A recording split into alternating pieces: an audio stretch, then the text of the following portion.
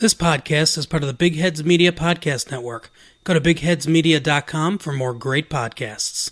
In a world where most indie podcasts give up after a handful of episodes, one fact-based comedy podcast made it all the way to episode 50.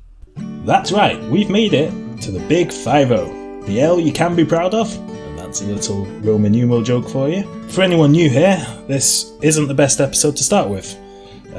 But anyway, I'm Chris, and for the 50th time, I'm joined by my similarly named co-host, Chris. Hello, that is me. Yeah, you're right, it is not the best episode to start with because it's going to be incredibly self-indulgent, but when are we not? If you're looking for a new episode, start with episode 21. Yeah, why not? It's a good episode. Yeah, no, like I say, it's going to be a bit different, but anyway, before we get to that, how are you? Oh yeah, sorry, I forgot the obligatory small talk that we're so seamlessly good at. I am well, how are you? I'm well.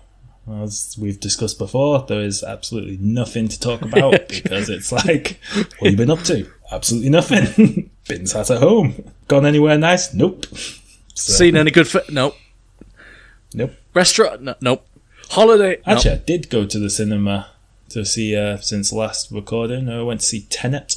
How was the cinema experience? Was it like 4 people in there? No, it was surprisingly busy. Oh.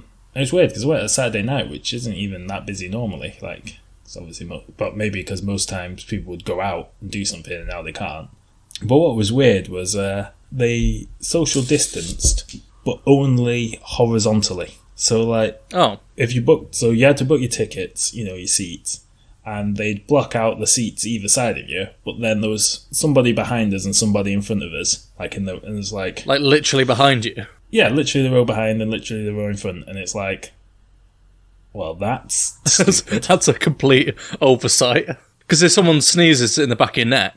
Well, as well, because it's banked seating, they'd sneeze, it would go over your head into the air in front of you, which you'd then immediately breathe back in. Oh, solid work.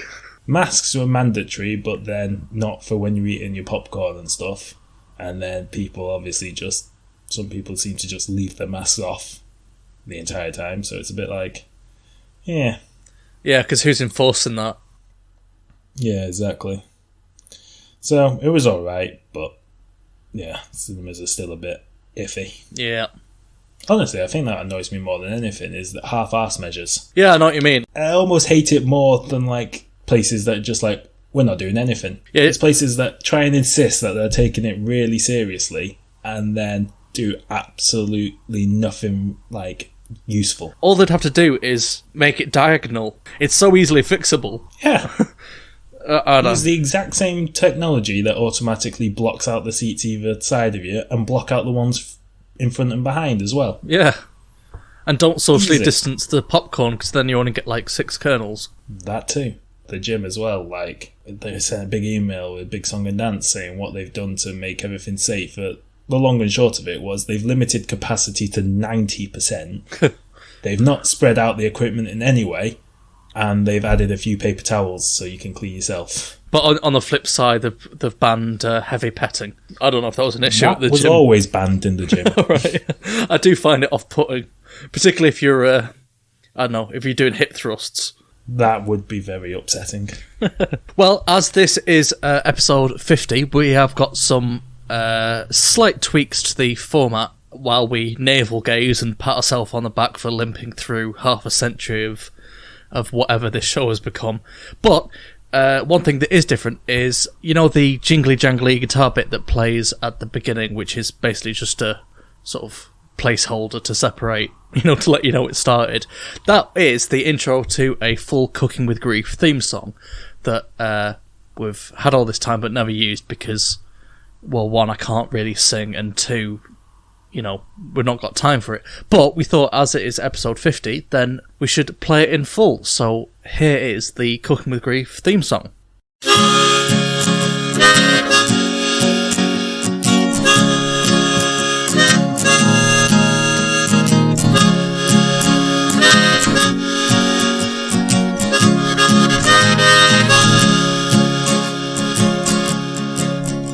Cooking with grief, we are cooking with grief. It's not quite as bleak as it sounds. Cooking with grief, we are cooking with grief. One holds white while the other is brown. We're two friends who went to school together, always enjoyed making each other laugh. So we thought we'd try and be professionally funny, and this is the resultant podcast. And for some reason we called it Cooking with Grief. We called it Cooking with Grief. It's not quite as bleak as it sounds. Cooking with grief, we have both seen it leave. One hosts thin while the other is round.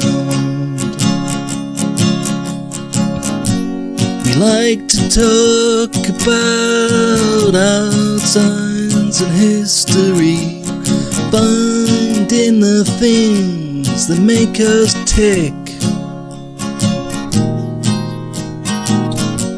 We try our best to stick on task, but occasionally resort to dicks. And we believe in Kurt Russell. Yeah, we believe in Kurt Russell. But does he believe in cooking with grief?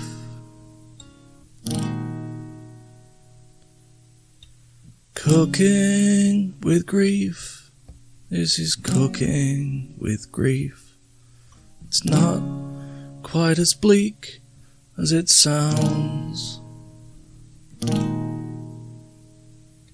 Cooking with grief, a fortnightly relief from a life that otherwise gets me down.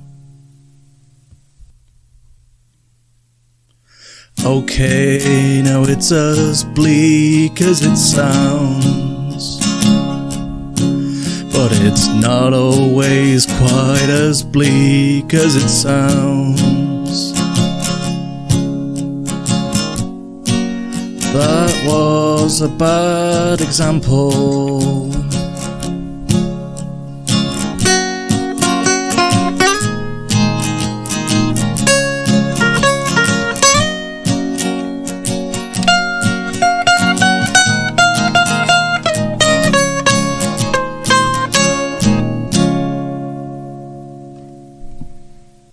Right.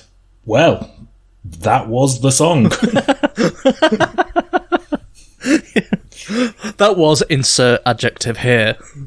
It was certainly audible. That, yeah, without doubt, that was definitely music. Well, of a kind.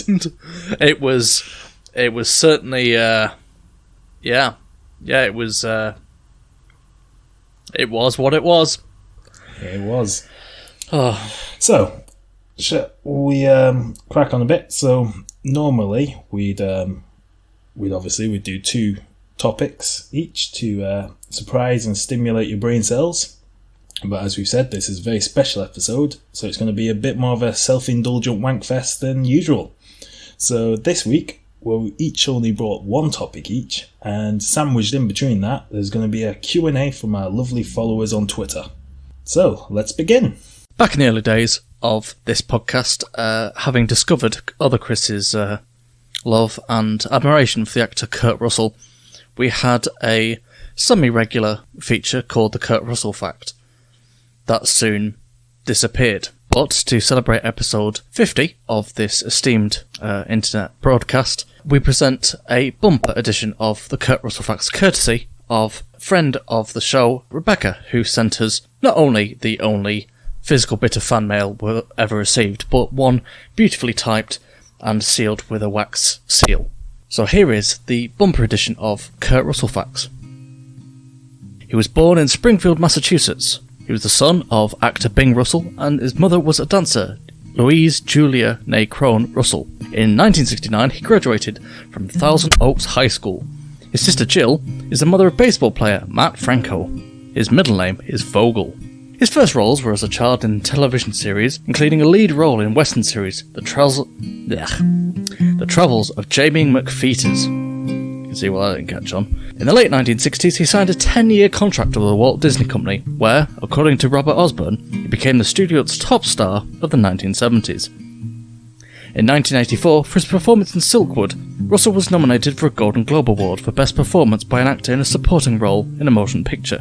During the 1980s, he was cast in several films by director John Carpenter, including anti-hero roles such as Army hero-turned-robber Snake Plissken, cannot read, in the futuristic action film Escape from New York, and its 1996 sequel, Escape from LA, Antarctic helicopter pilot R.J. McReady in the horror film The Thing, and truck driver Jack Burton in the dark kung fu comedy action film Big Trouble in Little China, all of which have since become cult films.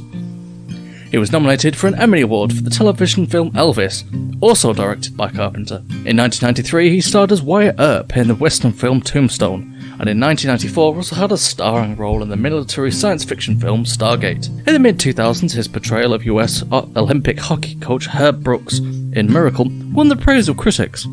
In 2006, he appeared in the disaster thriller Poseidon, and in 2007, in Quentin Tarantino's Death Proof segment for the film Grindhouse. On April 24th, 1963, Russell guest starred in ABC series Our Man Higgins, starring Stanley Holloway as an English butler in An American Family. He played Peter Hall in the 1963 episode Everyone Knows You Left Me, on the NBC medical drama about psychiatry, The 11th Hour. In 1964, he guest starred in Nemesis, an episode of the popular ABC series The Fugitive, in which, as the son of Police Lieutenant Philip Gerard, he is unintentionally kidnapped by his father's quarry, Dr. Richard Kimball. Ooh, spoilers. God, there's a lot of these.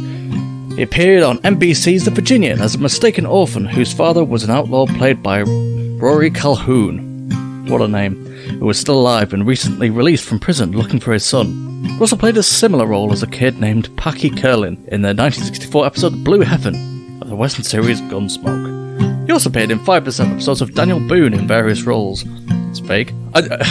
My little asides aren't in these, and I don't want that meant to make it seem like I'm ungrateful for the fan mail / Kurt Russell facts we received. At age 13, Russell played the role of Jungle Boy on an episode of CBS's Gilligan's Island, which aired on February 6, 1965. He guest starred on ABC's Western The Legend of Jesse James. In 1966, Russell played a 14-year-old Indian boy, Grey Smoke. For the time. Adopted by the Texas Rangers in the episode Meanwhile Back at the Reservation of the NBC Western series Laredo. In the storyline, he works for an outlaw gang, but the Rangers take him under their wing and the boy proves helpful when gunslingers try to occupy Laredo, Texas. In 1966, before Walt Disney died, the final words he had were...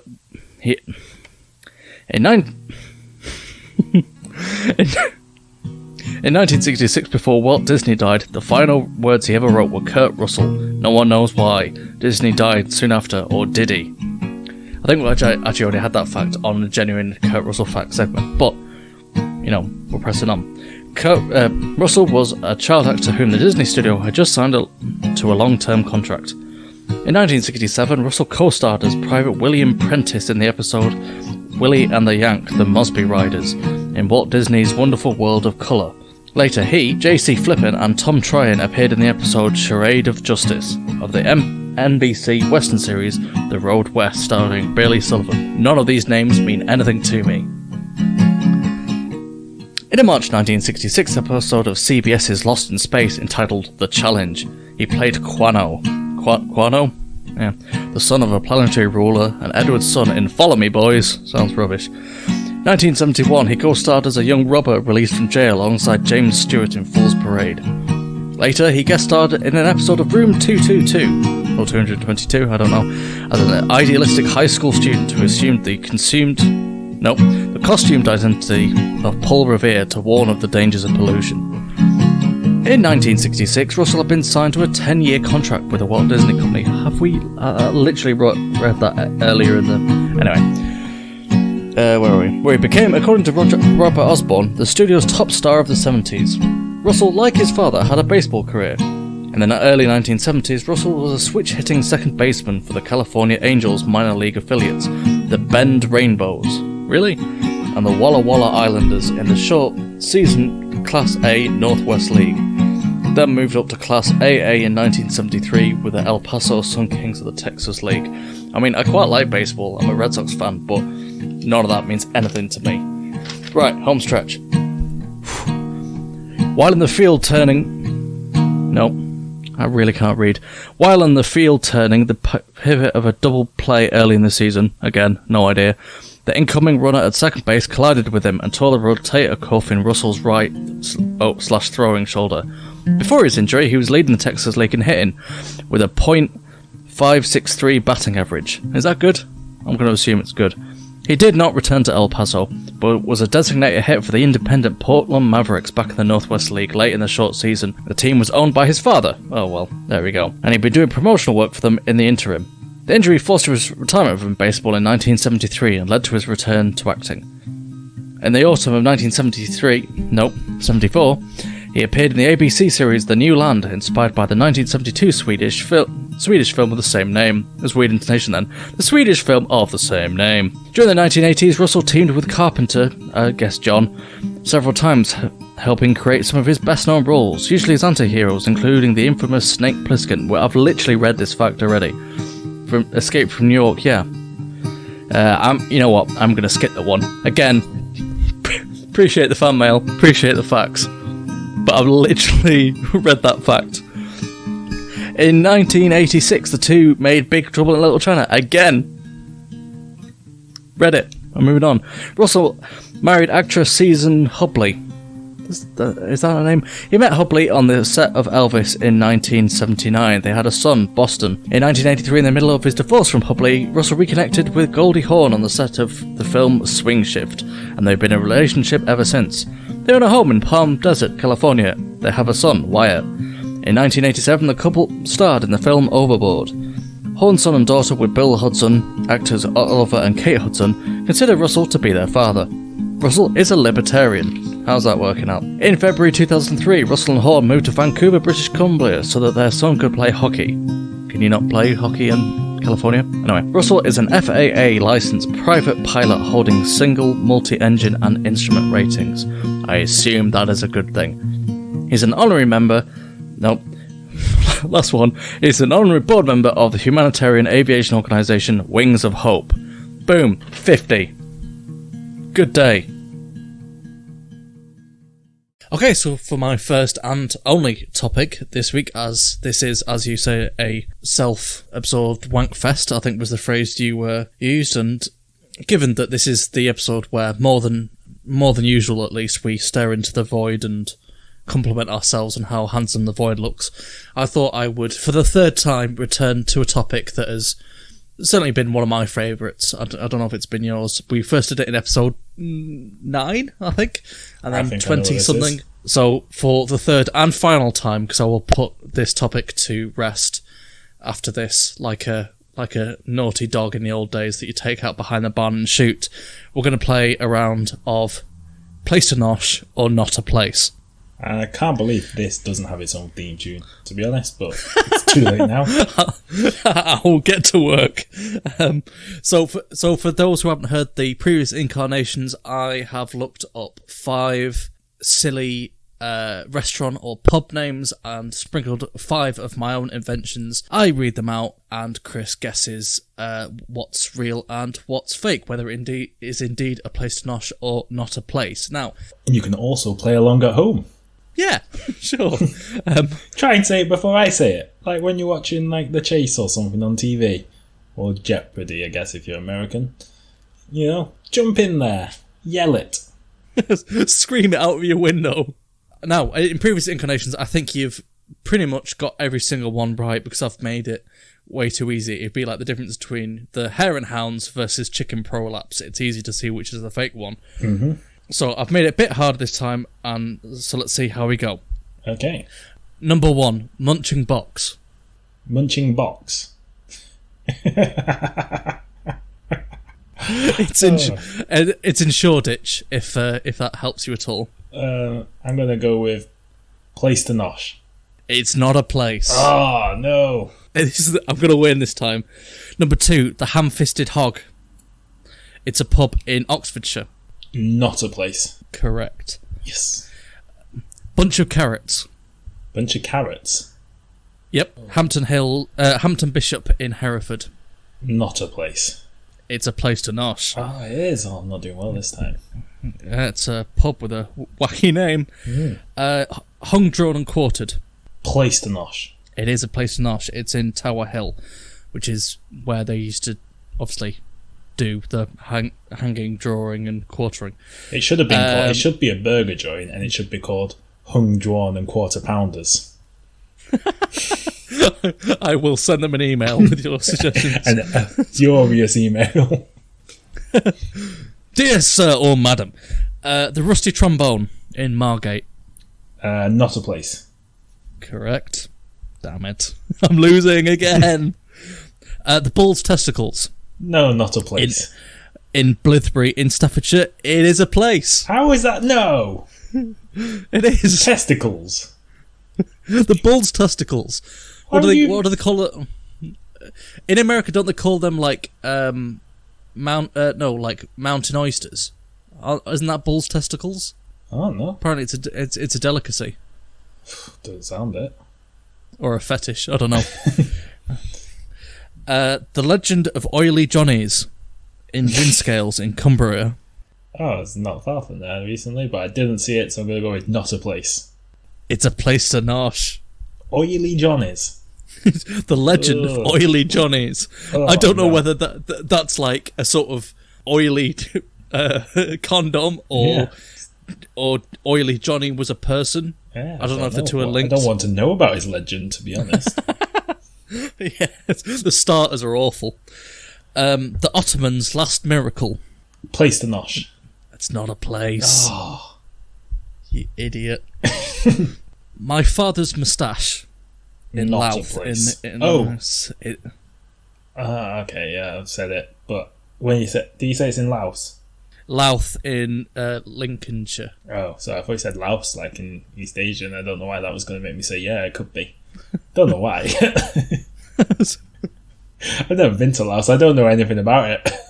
It's foreign. It'd be weird. So you're going... I said not a place. Not a place. I'm afraid it is a place to nosh. Oh, no. One day we should visit these after the pandemic, if any of them are even open. Yeah, we'll have to do like a Cooking with Grief pub Food crawl. tour. Yeah. Places to nosh with Cooking with Grief. The spin-off. And finally, The Trouser and the Snake in Noble Hill. In where? Noble Hill in Lancashire. Yes, place to nosh. It's not a place. Ah, I've done terribly. Not only is The Trouser and the Snake not real, Noble Hill also isn't a real place, I assume. Ah. Yeah, it might be. I don't think in Lancashire anyway, so... I didn't do very well then. I have one for you, actually. Oh, yeah? Sweating Chicken. It's a place to nosh. It was. Although, unfortunately, before I ever got a chance to go there, I saw it closed down recently.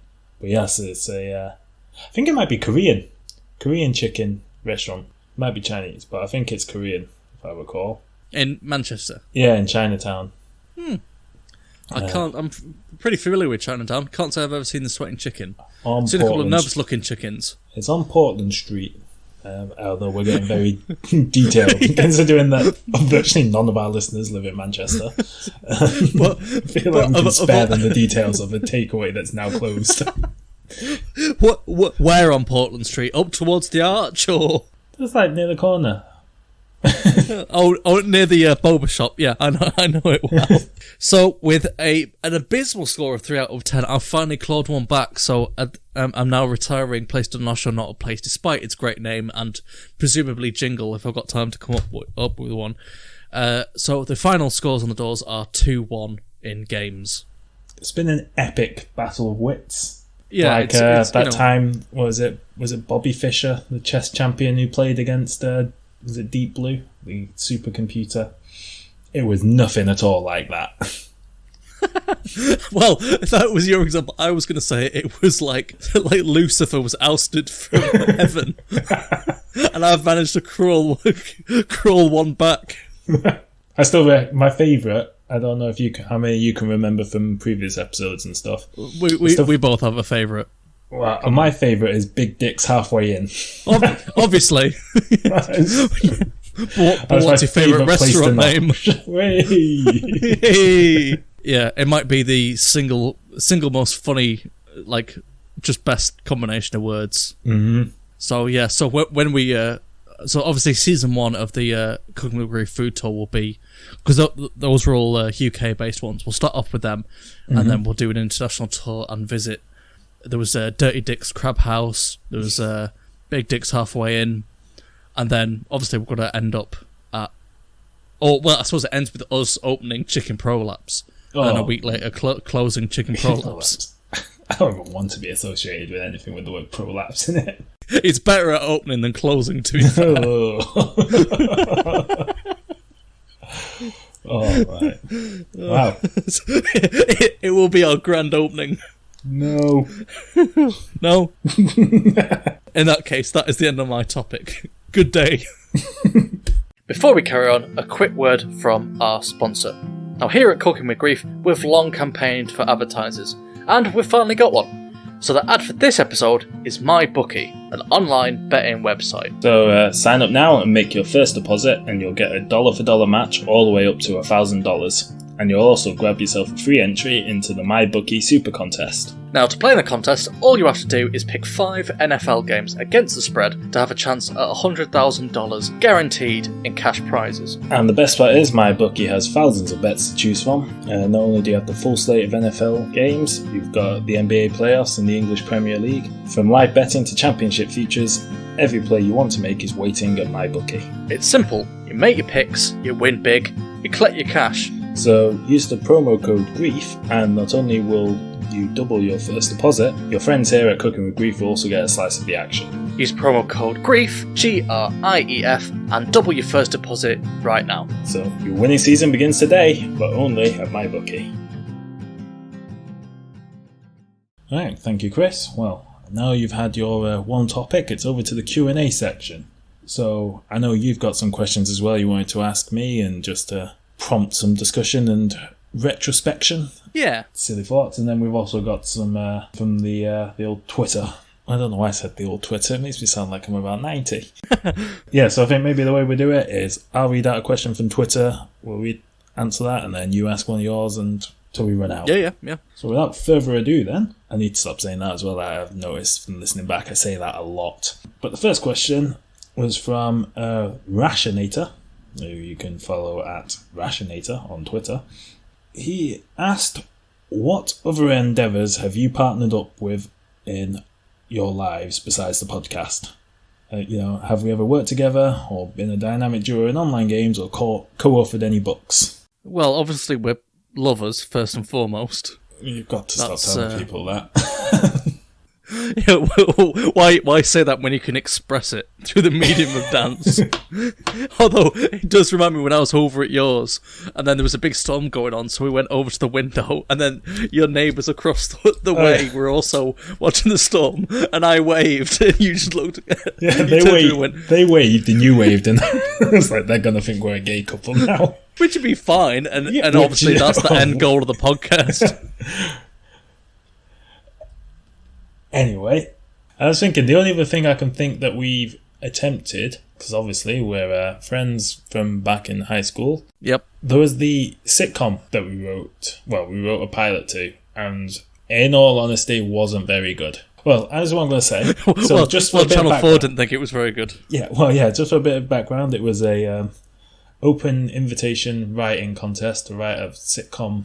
It wasn't even a full pilot. It was to write. It was like the first 5 pages or something of one. Yeah. And I think what we wrote was, in all honesty, pretty naff, because we were trying to think like, oh, what do they want? Like, let's give them what they want.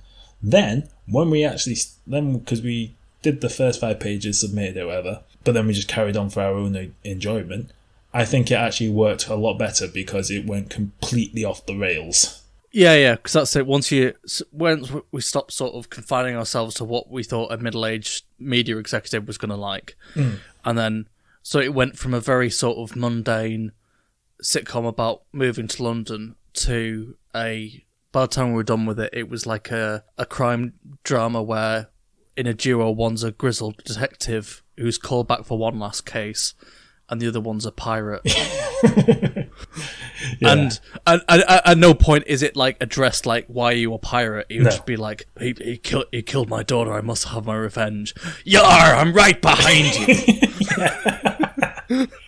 Which, again, alright, I'm not going to say that, we're missing out on, like, the next The Office or something like that. Like, but it was way more authentic, you know?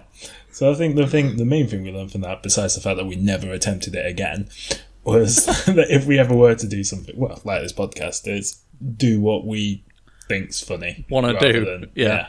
I mean... yeah, no matter what the audience and target market says, yeah. There was the short film as well. I forgot about that. So there was again another competition where you had to, so there was a list of like films that were showing on Film 4 and you had to make a spoof remake of it. So we picked 127 hours and it involved me dropping a pen down the back of a desk and then reaching to get my pen and getting my arm stuck and then having to cut my own arm off with a ruler. A compass and a with ruler. A ruler. And using a iPod headphones as a tourniquet thing. Tourniquet? Yes. I never know whether to French Yeah. it up. And we spent Like that with ages kissing. making fake blood out of like red food dye and corn starch and stuff like that. Like, we'd Googled it and seen how to do it, the cheapest stuff. And then in the end, we changed it to a silent movie and put it in black and white. Well, no, you did that. So and at no point, because you edited that. Oh, yeah. And when I left filming, it was a darkly humorous take on it, and then you sent me the final thing. It was a fucking silent film with like the entertainer playing on the background. I was like, what draft is this? Because what happened was, because we'd made it with like that cheap, just like a cheap camcorder thing. Because that's the thing as well that wound me up. Well, I'll get to that in a second. But yeah, so we'd made it with a cheap camcorder, and what happened was when I was trying to stitch it together, because all the audio, we didn't have a separate microphone set up. So remember, I had a friend who actually did all the sound engineering stuff, but he couldn't be asked getting involved this time. Yeah, so we just had to do it that way. And yeah, when I was editing it together, it just sounded awful because, you heard like in the background, shh, and like everything was different volumes and stuff. And I didn't know enough about how to equalize it and stuff. And, maybe we could have, if we'd spent time and learn how to do. I mean, probably now with your experience doing this, you probably could have stitched it together so it was half decent. But I just thought it was easier to just. but also like we made it for like literally £0. Mm-hmm. And that's what wound me up because. So yeah, just for the background. So whilst this competition we didn't win, but we did. Well, we didn't make the short list, but we did make the long list. So we did end up on the website. But we weren't in the running to actually win the thing. Because I think they picked, like, the top... I don't know how many there were on the website by the end of it, but, like, not everyone got on the website on Film 4. Because remember, we saw some on YouTube and stuff, and we were like, that hadn't made it. So, yeah. So we got to that stage. We didn't get through to the top... I think it was the top 10 or top 8. Made the shortlist.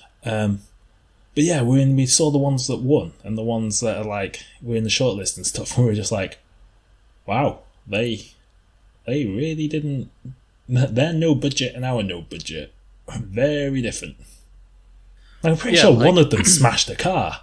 I was thinking, like, who the fuck has... If your zero budget includes having a car to smash, like, you're clearly doing better than us. Yeah, I mean, yeah, the one that I think ended up winning it had, like, crowd scenes with hundreds of extras and, like, alien prosthetics and proper cameras, and it's like, okay, you know, fair enough if you're, like, a small independent studio or whatever, but it still had a budget of, like, at least, you know, like, a few grand. Yeah, and that was it as well, like, because you could write a description about what you put together.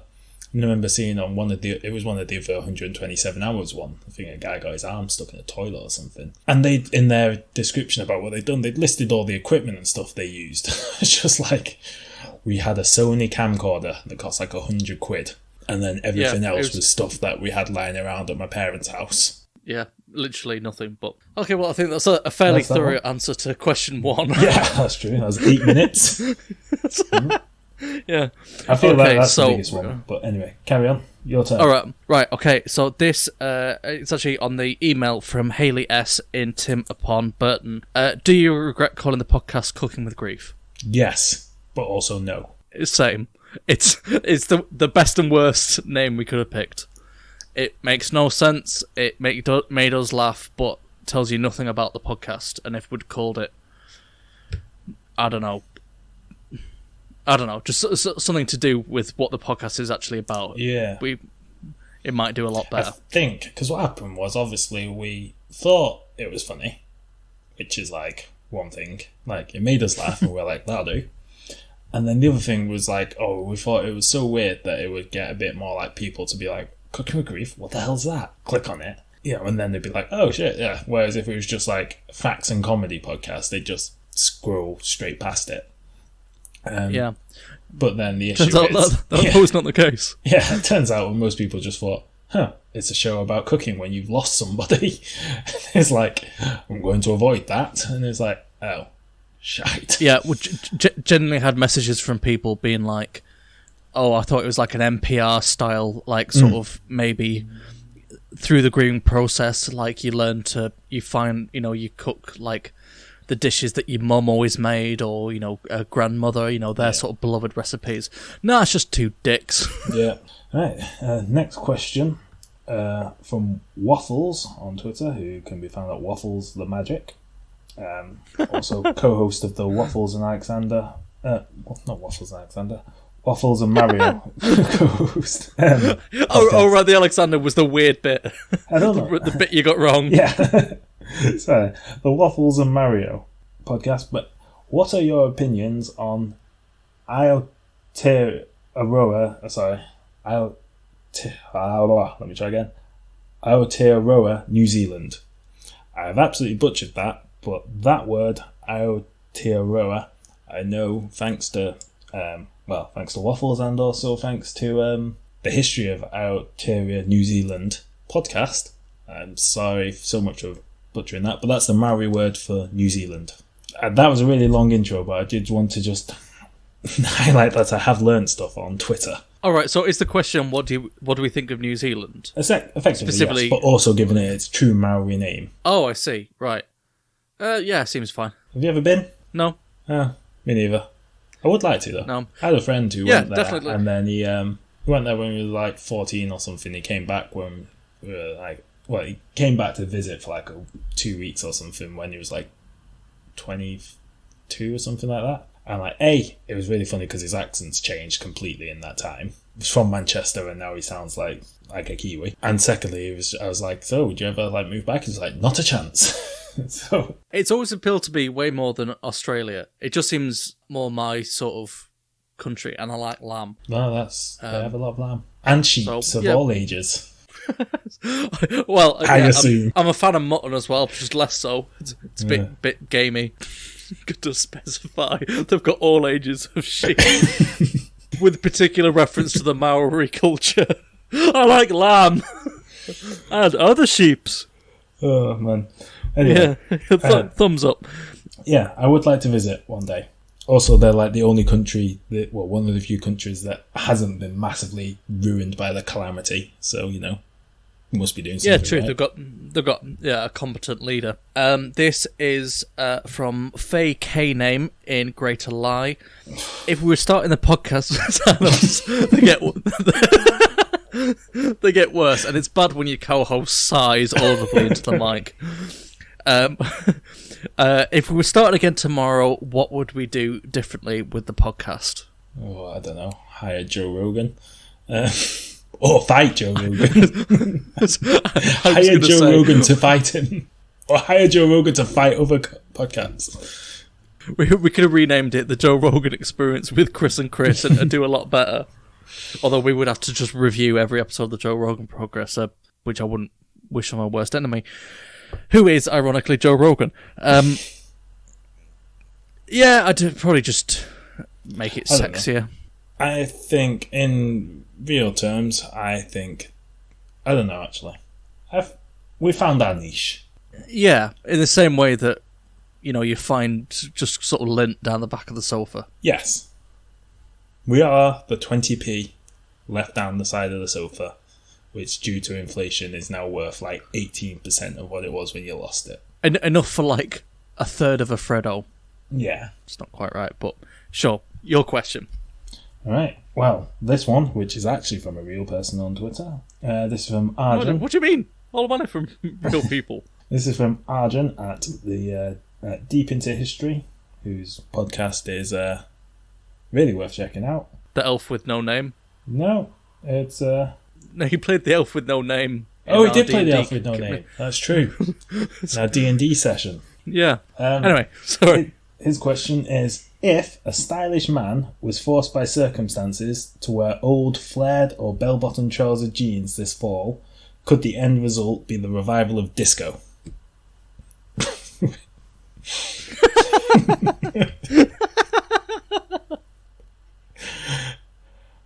I'm gonna say no, but I'm gonna caveat it and say had that situation happened when Get Lucky was, by Daft Punk and Pharrell was all in the charts. I don't know if that passed you by. If it had happened then, I reckon disco would have come back. But I feel like just that on its own won't be enough to bring back disco, just as Get Lucky wasn't enough to bring back disco.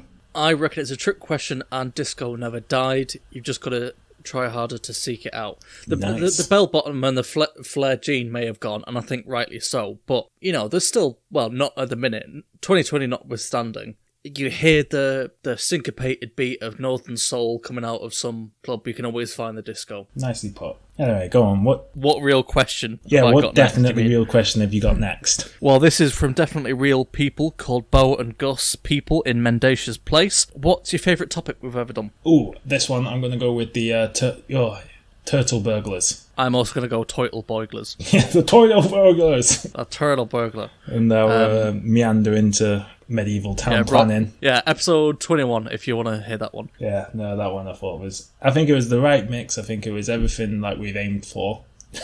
Subsequently never managed to hit it again. Of being a genuinely interesting fact, which was also ridiculous. Yeah, it's so interesting that QI fucking nicked it weeks later. They did. I know it sounds like a lie that, like, surely it worked the other way around, but we broke that news first. There was a string of them. It was really weird. Remember, there was a string of things happening. Because I even asked you, where are you getting your facts from? Is it from somewhere that QI could be getting them from? Because, and like some of the stuff you'd found in like an actual like physical textbook. It wasn't even like it was just on Reddit or something. Yeah.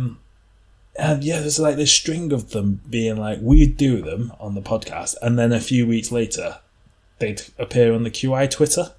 And I was thinking, nobody in QI is wasting their time listening. They're already on like the premier like platform fact-based. for like fact-based humour. There's no way they're actually going to be like stealing from like two idiots from like a tiny indie podcast. There's also no way that I would have secretly been hired by the QI team and not told you. Better fucking not. I'm in showbiz now. See you later. Okay, your question. Here's one from Kyle Wolf Comedy. Can you rate the Final Destination movies from best to worst? This will be of no surprise to you. I've not seen them. Yeah. So I will go They're all uniformly good and bad. It's a podium finish for the lot of them. I don't know.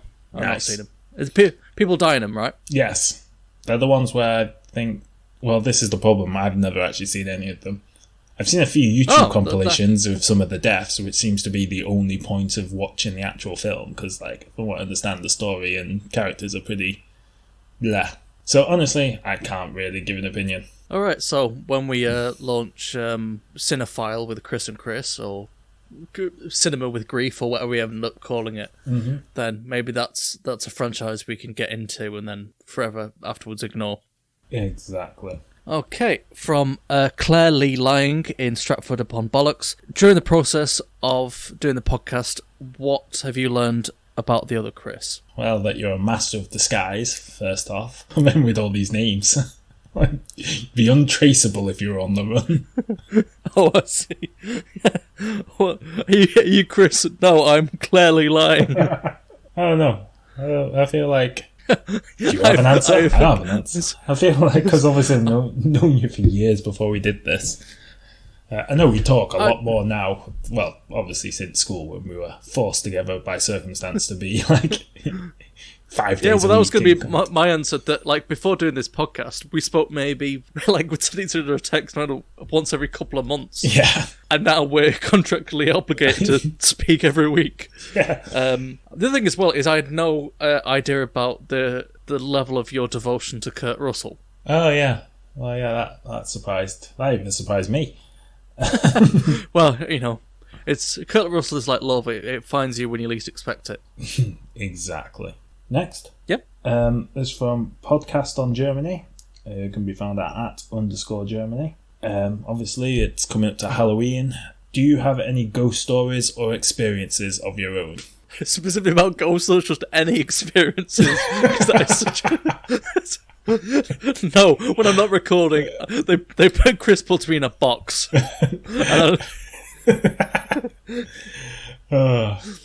Now, let's limit it to ghost experiences. Right, okay, that really does narrow it down. I don't know, sometimes you wake up and you're covered in ectoplasm, but I think that might be a slug problem. Ugh. That's gross. I hate slugs. I do recall you have one story. It turned out to not be a ghost, but I'm sure you've told me a story about how you were woken in the middle of the night to a weird noise and a banging. Oh, yeah. So where I grew up, it was like on a sort of, house in the middle of nowhere on these like bleak moors for sound. And then, yeah, so as a small kid, woke up to the sound of like, poof, poof, So obviously, you go and explore. And just this sheep had just wandered off the fields, got his head stuck in a fence panel, took in the fake fence panel with it, and there was banging outside my window to try and break the fence off. But like with it, before you realise, even then it was quite creepy because the eyes light up at night, not like sort of dead bright like the bat signal, but the reflection at least. I wonder, is that how he does it? Just a really phosphorescent sheep. But yeah, super creepy to woke up and then just this startled sheep just giving itself brain damage. Was that the story you were hoping I was going to tell? Yeah.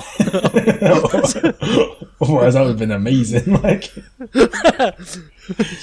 No, Chris, tell the one about the actual ghost. Oh yeah, the actual ghost story. How about you? Any supernatural experiences? No, can't say I have. You ever been ghosted? Yes, I can say I have. Ooh, spooky / heartbreaking.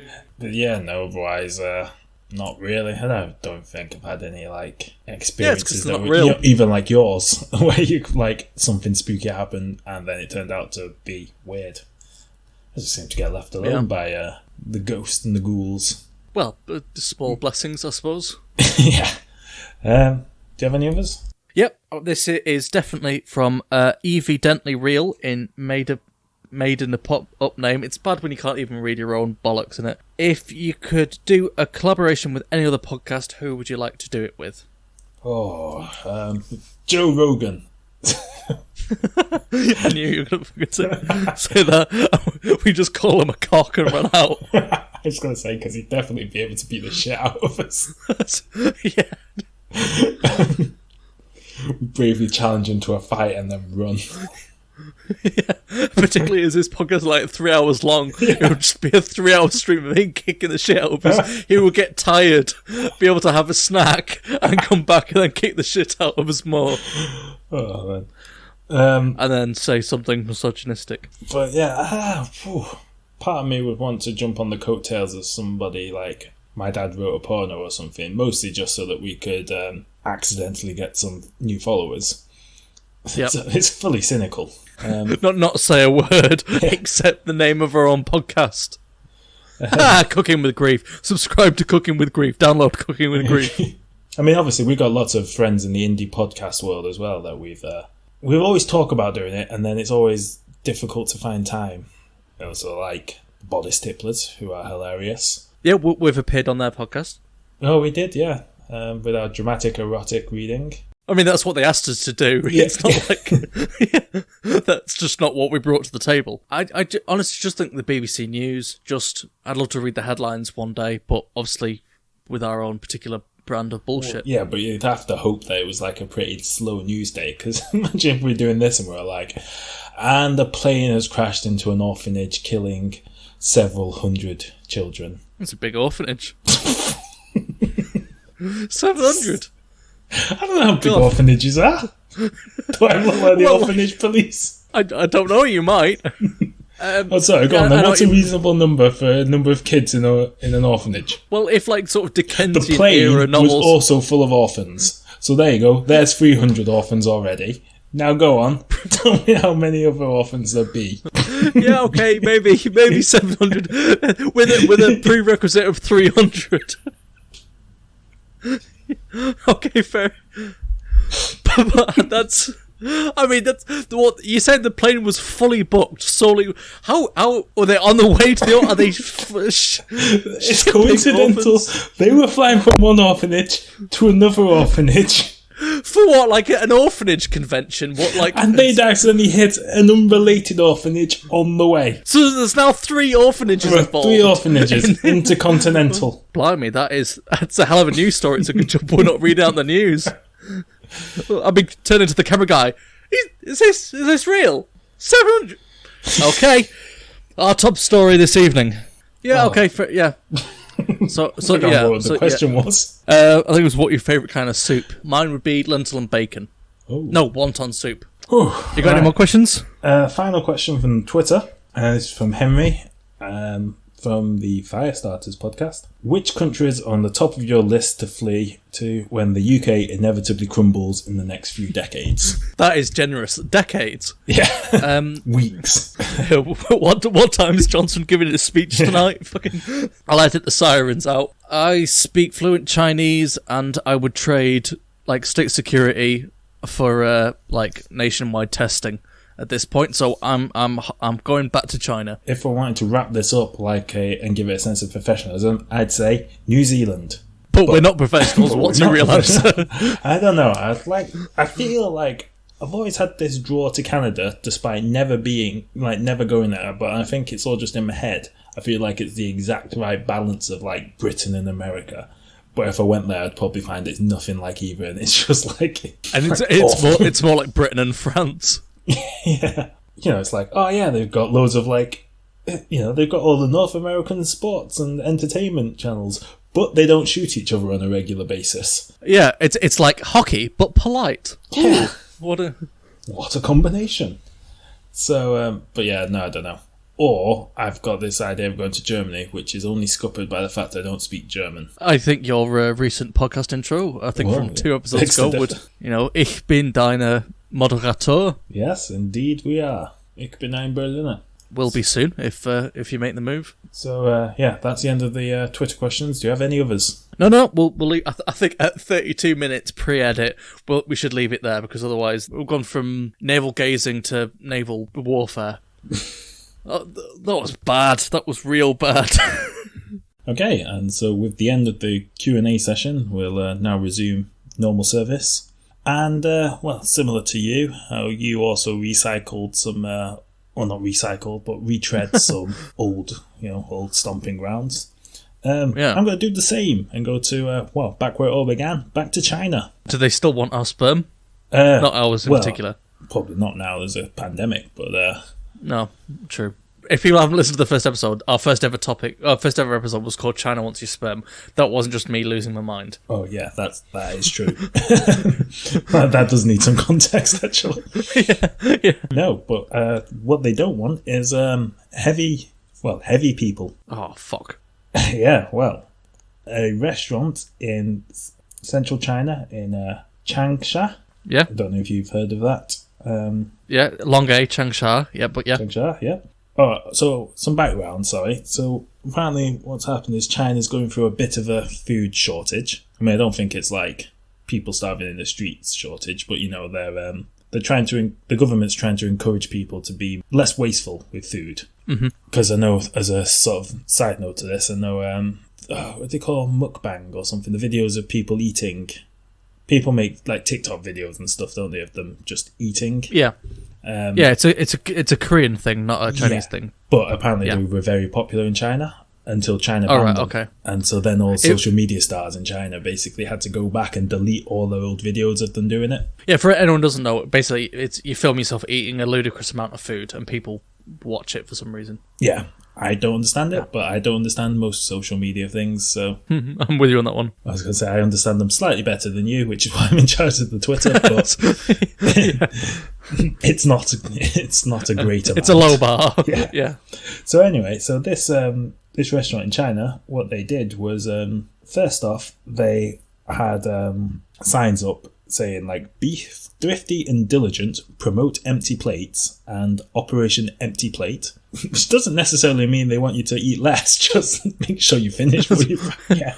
Apparently it's part of the thing's called the Clean Plate campaign, the policy from the government. But what this particular restaurant did was they put scales at the door to the restaurant, and then you had to weigh yourself, input your weight into an app, and then the app would tell you which menu items you can have. So if you're heavier, it would tell you, like, directly towards the salads and stuff. Oh, wow, that's not where I was going. I thought it was going to go at all. I feel like if that was done in the West, it would be... People would think it was so insulting. Has it gone down well over there? No. Apparently, at the time of writing, and this happened in August, but at the time the article came out, hashtags to do with this restaurant had 300 million hits on...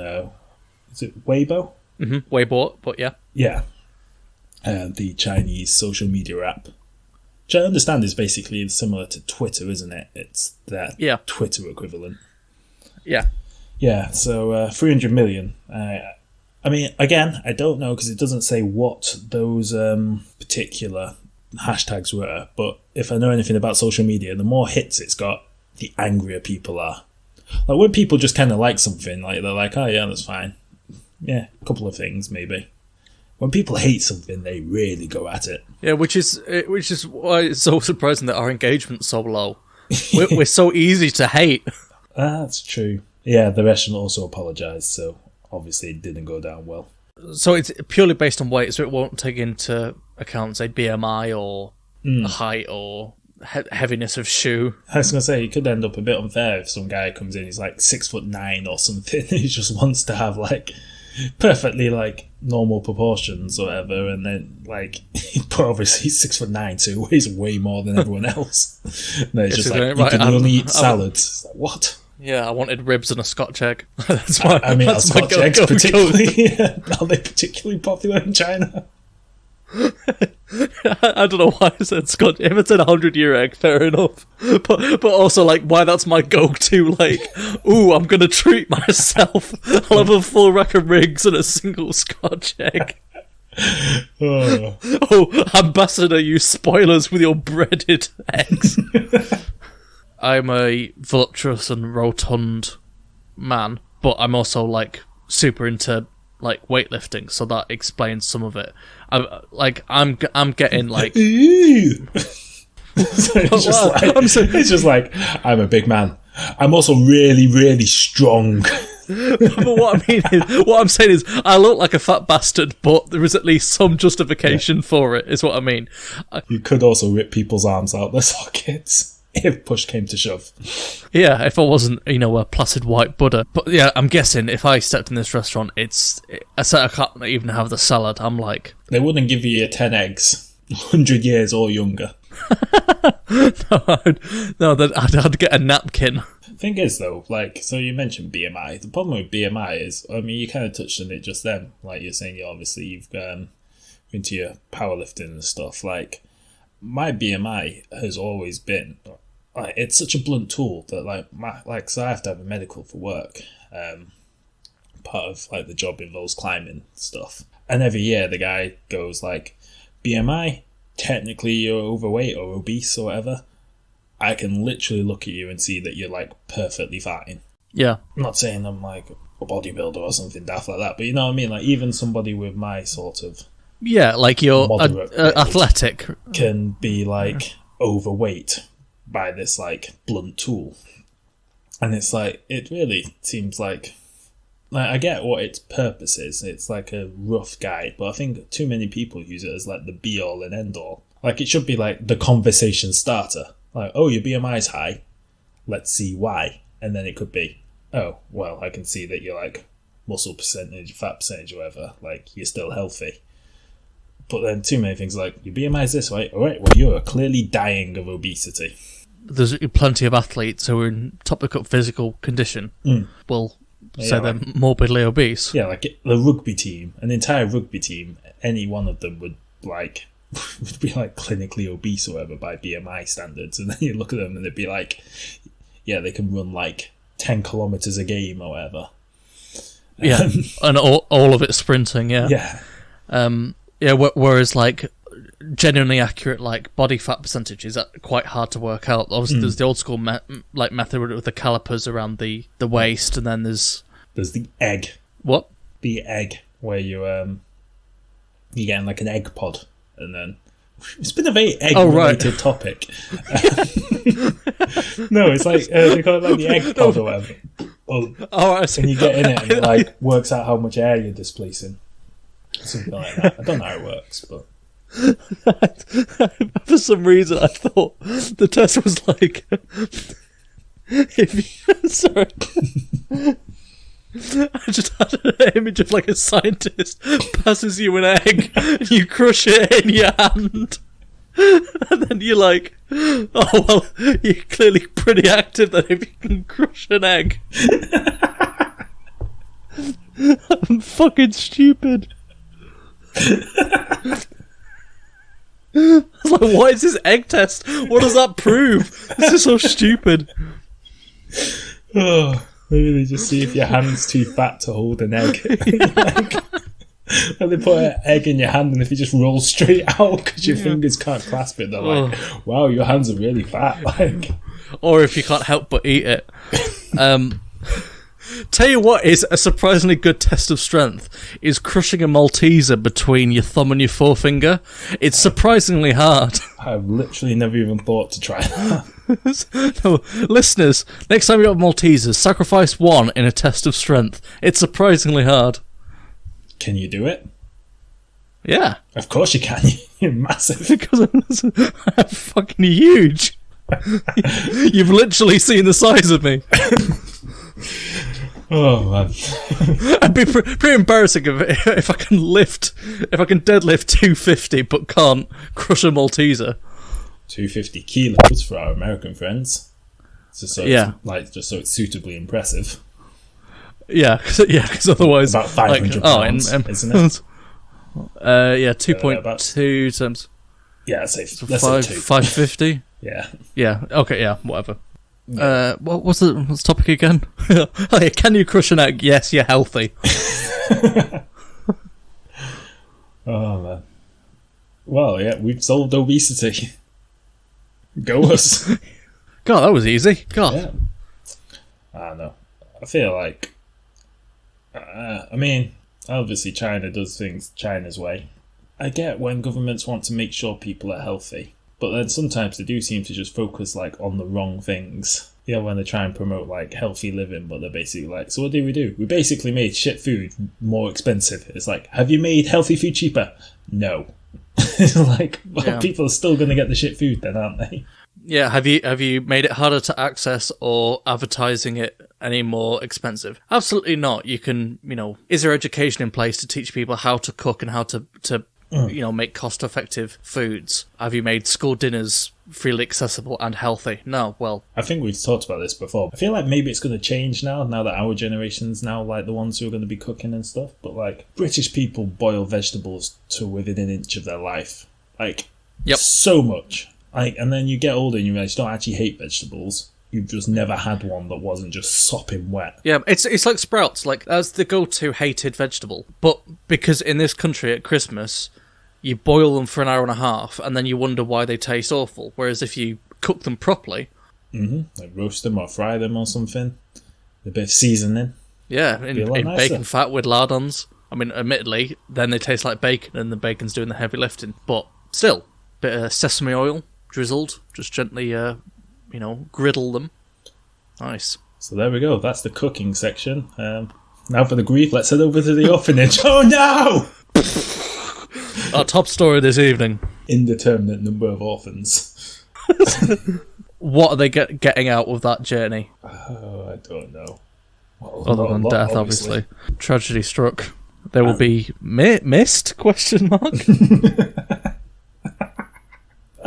That was fucking dark. That was dark. That might be the darkest joke we've ever done. Anyway, here's sport. There's no sport on. Ah, fuck.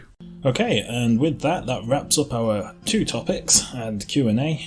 Yeah, I think we've indulged ourselves enough. So thank you for voyeuristically looking in, or listening in, I suppose, on this, navel gazing. What do you say earlier? Naval engagement? Naval warfare, yeah. Naval warfare. Yeah, so... nothing more to add.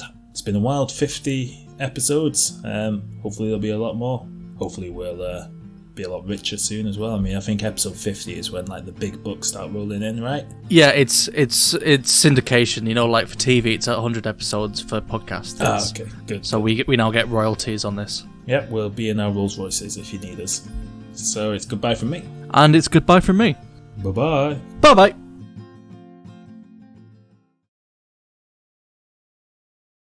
Obviously, so I think the mics are working now, but so we still need to come up with a name.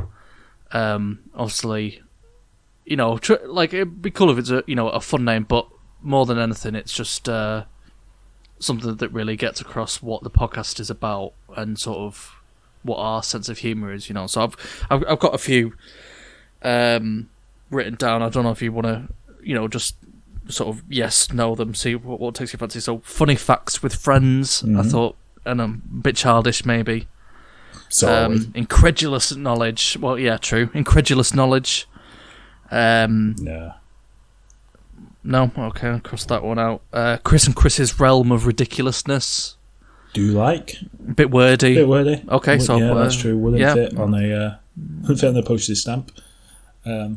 Yeah, are we exclusively going to sell merch as, I think we'll probably be doing merch by... Oh, I see, right, yeah. The Joe Rogan experience with Chris and Chris. I think we'll be getting a very strongly cease and desist by episode 2. Chris and Chris wrote a porno. Factually inaccurate. I thought that's what we were doing. I quite like this one, the interracial friendship experience. I don't know if we want to bring race into it straight away. Bit wordy, but I like it. We could the IFE. We could. Okay, so maybe I'm crossing that one off. I've already crossed it off. 4 facts, 1 friendship. That'll work. Makes it sound like I suppose we do share a friendship. I suppose it's not. Anyway, knowledge! ! The Chris and Chris story. No. Maybe keep that one for the autobiography.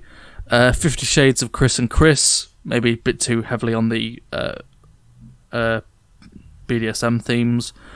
I think this one's my favourite so far, but might run into legal issues. QI, but worse. Factually accurate. Yeah, and then if anyone calls us on it, we can say, "Oh no, it's actually chi, but much worse." It took me a second. I quite like this one, Spuriosity. So like spurious and curiosity. But I don't know whether people will get that in just a name. Yeah, that's true. I feel like we need to explain it. Yeah, maybe not. How about knowledge is power and we are but simple jesters in the court of royalty? Definitely too wordy.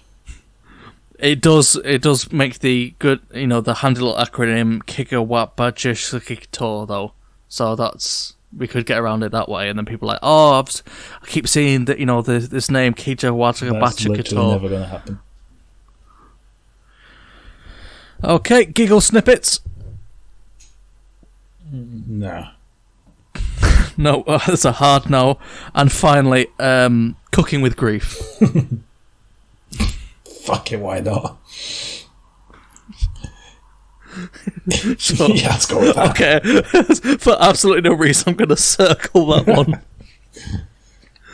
Sure, let's be cooking with grief.